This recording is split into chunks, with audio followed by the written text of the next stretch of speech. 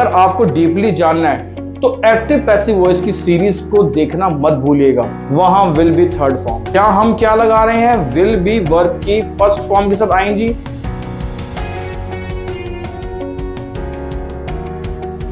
आज हम एक टेंस शूट कर रहे हैं जिसे हम फ्यूचर कॉन्टिन्यूस के नाम से जानते हैं। फ्यूचर कॉन्टिन्यूस मींस जो काम रहा होगा, रही होगी, रहे होंगे, इस पे होता है। कुछ ना क्लैशिंग हो जाता है मैटर यहां आके। पहले मैं आपको फ्यूचर कॉन्टिन्यूस समझाता हूं। जब भी हमने रहा होगा, रही होगी, रहे होंगे बोलना होता है ना, तो हम विल बी यूज करते हैं। क्या यूज करते हैं? Will be. देखिए, शुरू से कॉन्टिन्यूस चला आ रहा है।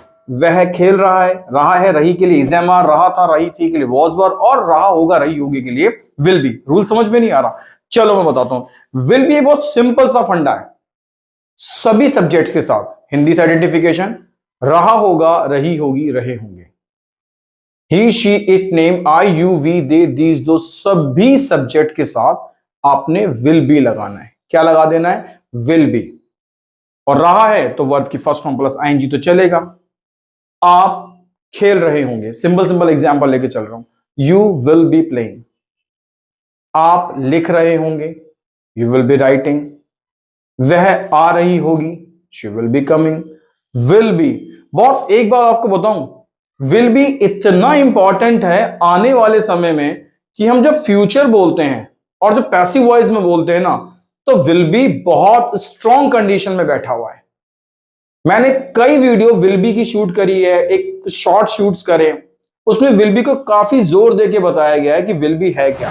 और यहां जो विल बी यूज हो रहा है वर्ब की फर्स्ट फॉर्म के साथ हो रहा है, रहा होगा, रही होगी, रहे होंगे की तरह।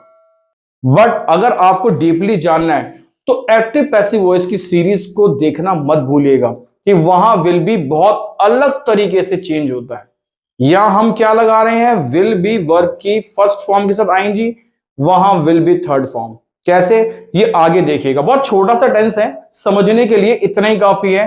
प्रैक्टिस के लिए नोट्स नीचे हैं, आप देख लीजिएगा एक बारी। बस सिंपल विल बी, आप खेल रहे होंगे, you will be playing. Thank you.